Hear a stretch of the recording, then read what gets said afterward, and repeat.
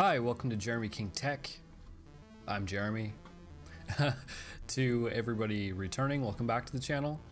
Today we're going to be looking into a really cool 3D emulator called 3D Zen, and that's just NES backwards. So yeah, come along for the ride. I'm going to be checking out a bunch of different ROMs, and yeah, I just want to share this with you guys because it's really cool. So I'll talk to you guys a little bit about it as I'm playing here, and let's get right into it.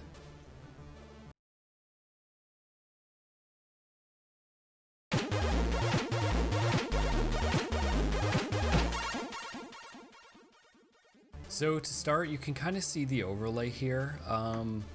Because of how I have it set up in OBS, you can't see the side panel, but there are just I'm gonna move it just a little bit for you guys so you can actually see what I'm talking about.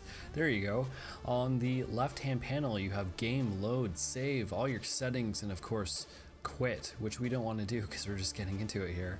And this is the main panel. This is the demo for 3D Zen, the 3D emulator for original Nintendo games, and you can see it's a tiled interface.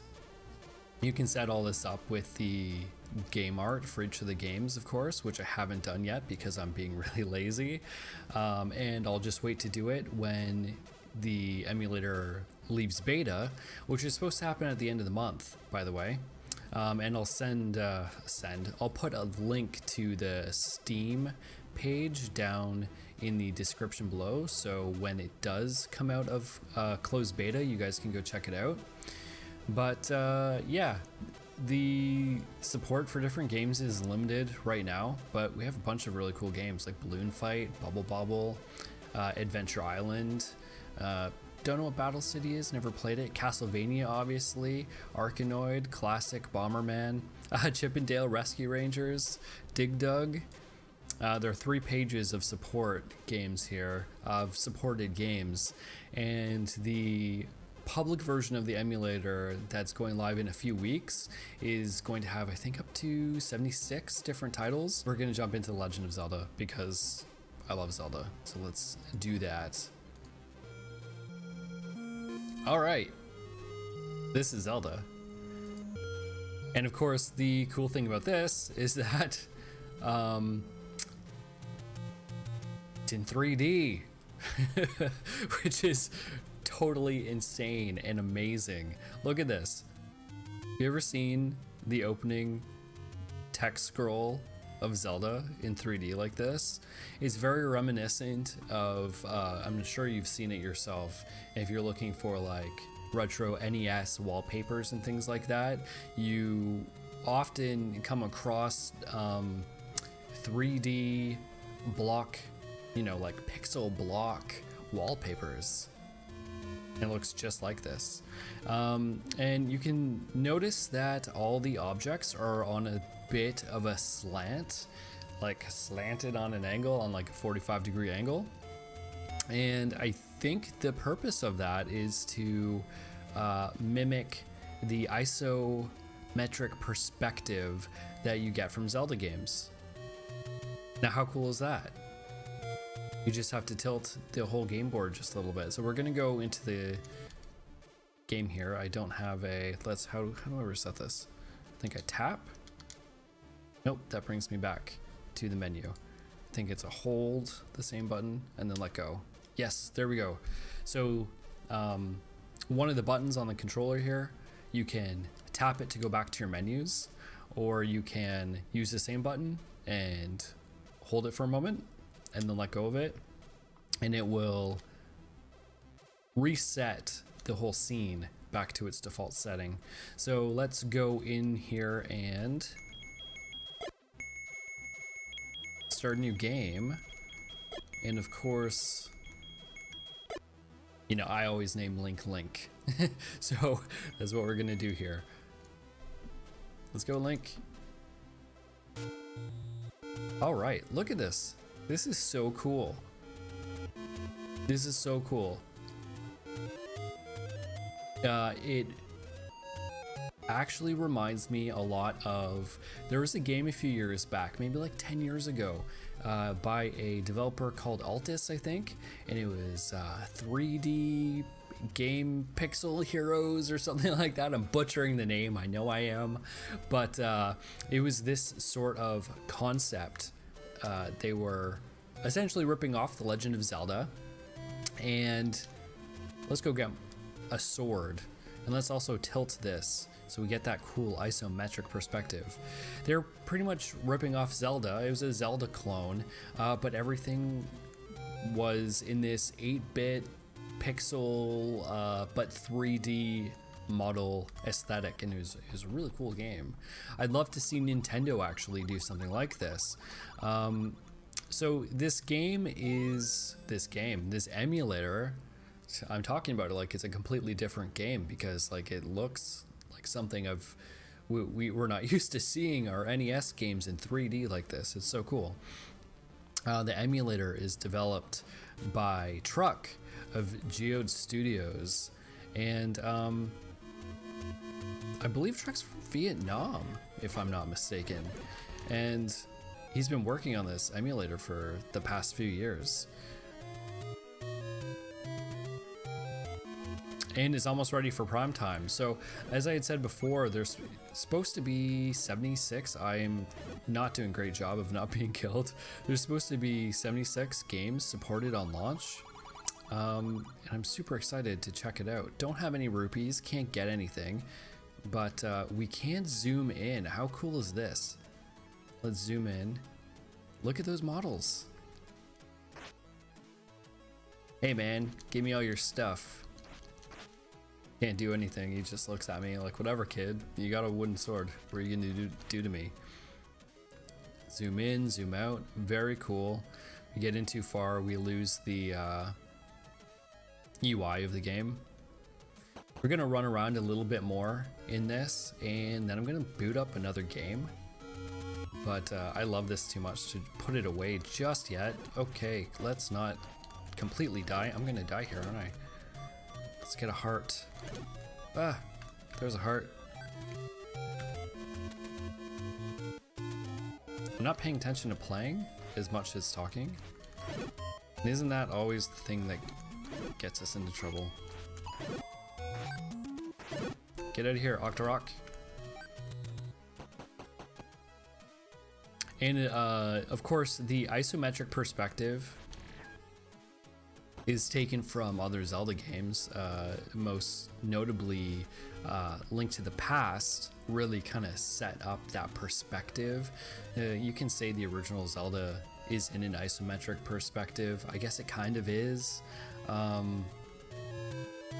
Link to the Past took it a step further, but what A Link Between Worlds did, what is very similar to this, to what the emulator is doing here, in that it actually flipped. There we go. You can really see it with Link there. It actually flipped all the models on a 45-degree angle to give it that perspective. Otherwise, the camera would be overhead. You could do two things, I guess. You could put the camera at a 45-degree angle, or you can leave the camera overhead and put the models on a 45-degree angle. And the reason why Nintendo did that with A Link Between Worlds is that it better maintains the sense of the, you know, tile to tile movement, if that makes sense. Whereas if you put the camera on the 45-degree angle, those square tiles become elongated and you start to kind of lose the same sense of movement. So they're trying to make it feel like A Link to the Past. And of course, A Link to the Past is tile based just like this, and the tiles are square, so that's why they did what they did. I love this. I think this is amazing. I would love to keep playing this. Oh, sweet. Here's some moblins. Let's kill some moblins. Let's get off the screen for a sec and reset. And then I'll bring this back in to the beautiful isometric perspective that we like. I'm going to kill some moblins, and then I am going to show you guys another game. And I think there's a fairy up above. I want to see the fairy too. Let's get hurt. This fairy's not going to do anything to me unless I'm hurt. There we go. Okay, this is kind of weird that she's spinning around in the way that she is, but it looks really cool. Spinning hearts, everything's spinning all the time. So a little bit more about the emulator. Each of these games are running off of a different configuration file. So if you just load a random ROM, it's not going to work properly. The emulator needs to be configured for that specific game. I did try this. I'm gonna load up Super Mario Brothers next, and then I'll reset the game and load a hacked version of Super Mario Brothers, and you can see what I'm talking about, because the ROM hack doesn't have a configuration file for it, and you'll get a sense of what I'm talking about. So let's jump out of here for a moment and let's check out our other games. Mario Brothers, we want Super Mario Brothers. Ah, yes, Super Mario Brothers. Now, I was still on that isometric perspective for Zelda. And let's reset it and start the game. This is really, really cool. So as you can see in this specific configuration file that Truck has made for the game, he's made the bushes and the hills and the clouds, they're all swaying back and forth. Looks super cool. It's nighttime right now, apparently, which I'm not sure why that's the case. We don't have blue skies, but I'm sure that will be figured out. Maybe it's something on my end, I'm not really sure. But let's do this, because this is super cool. Now you can play Super Mario Brothers and speedrun backwards. You want a real challenge? Here it is.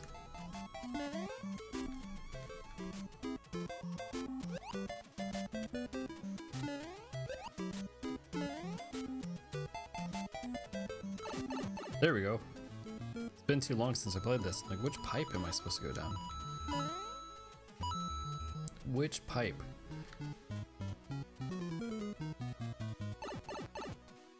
Very, very cool. The sprite gets stuck there in the pipe. Let's move it back around.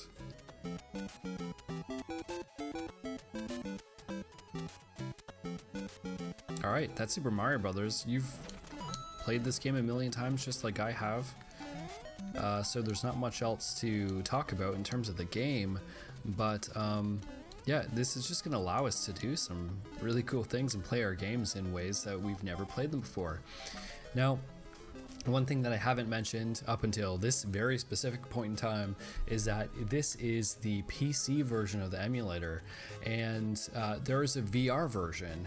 Unfortunately, I don't have a VR headset, so I can't noodle around with that, but can you imagine putting your headset on and actually playing this in true 3D, being in the game world?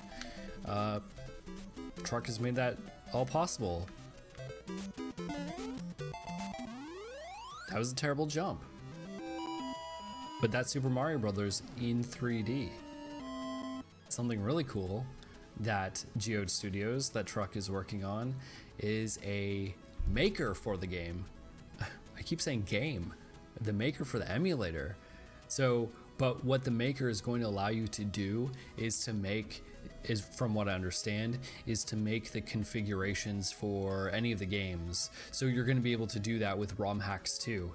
So with that said, I'm going to show you why that's important, because well, there's Castlevania. Look, it's 3D. It looks amazing. I could go a lot further into Castlevania and show you more about what's going on in this game specifically, because look at this. Look at that. He even jumps back behind into the castle, because there's a lot of cool things happening here.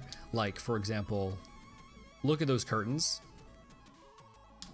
Just like in Mario Brothers, with animations of the moving hills and the clouds and stuff. Look at those curtains move in 3D. How sweet is that?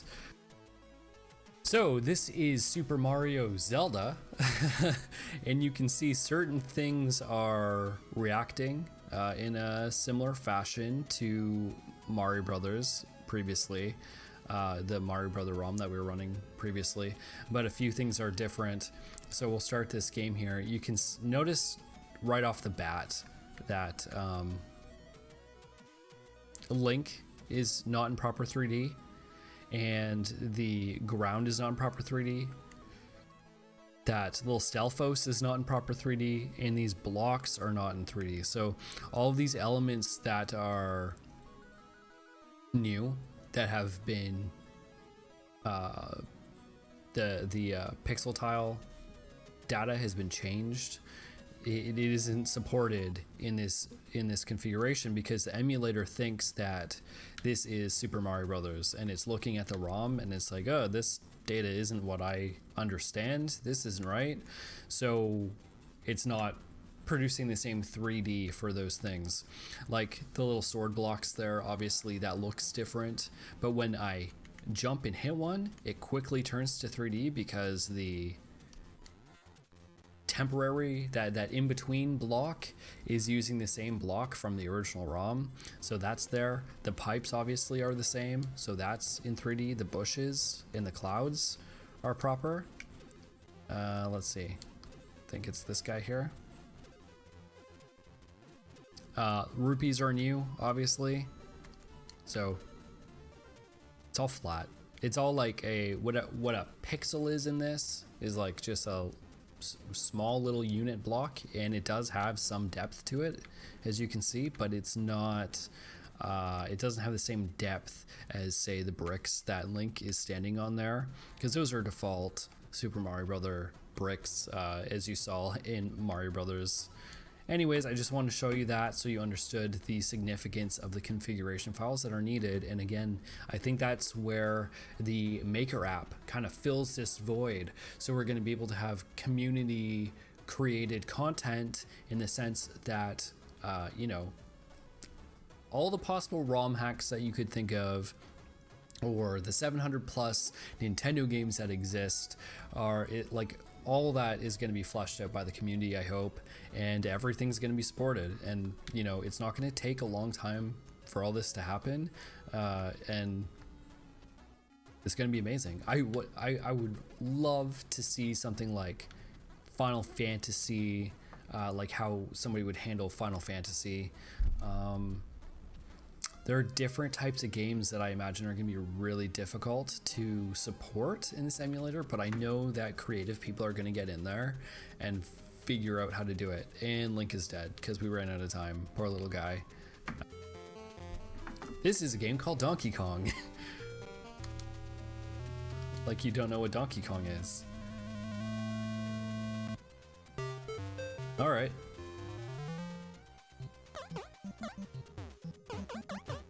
Again, we could flip it backwards if we wanted to. Looks really cool. Wah! Nope.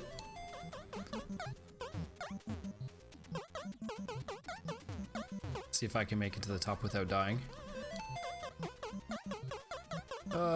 No. It's cool that you can actually rotate this back and forth because it does give you sort of just a new angle on playing the game. Like you can see things in a different way. Whether that helps or hinders, I suppose, will depend on the game itself. And of course, if it's not obvious to any of you watching this, or if you're just unaware of how these games, like the NES games, were made, everything was based on different layers. So the sprites, meaning Mario, the enemies, Donkey Kong, Princess Peach up there, or I guess she's Pauline in this, and not Princess Peach, as the story was originally. Completely different character. They're all in one layer, and then all the world assets, the map for the level, that's another layer of pixel data on different tiles, and then The moving platforms is another one. So this emulator is deconstructing all of this pixel and sprite tile data and reconstructing it in 3D and creating the image that you see. It's so cool. Like I can't even, like, it's mind-boggling. It really is. To be somebody who grew up playing these games in 2D on a television and sticking your nose right up to the screen and having your parents yell at you all the time to get back from the TV because you ruin your eyes. You always wanted to see all the little details of every single little pixel, and it's like, I guess ran out of time. In this type of emulator, you can see in a way you've never even thought was possible, you know, growing up, if you're of that age bracket that I'm in anyways. So it makes me really excited to see what's going to be possible for other game consoles. Like, can you imagine the same type of emulator tech being ported for the Game Boy? Man, I would love to play Kirby's Adventure in 3D. Maybe, well, I guess Kirby's Adventure is the NES game. I might be able to do that soon. I'm thinking of Kirby's Dream Land on the Game Boy. I would love to do this in Zelda 2. Hopefully there's going to be support for that soon. Alright folks, that's it from me today. I hope you've enjoyed just a sneak peek of the beta of 3D Sen, the 3D NES emulator, and this is going to open up to the public in a few weeks, so again, check out the Steam page, link down below, and I hope you go support the developer, because amazing projects like this are only possible by supporting the creators that are creating them. So please go do that. Thank you very much again for being here on my channel, watching this video. I truly appreciate it.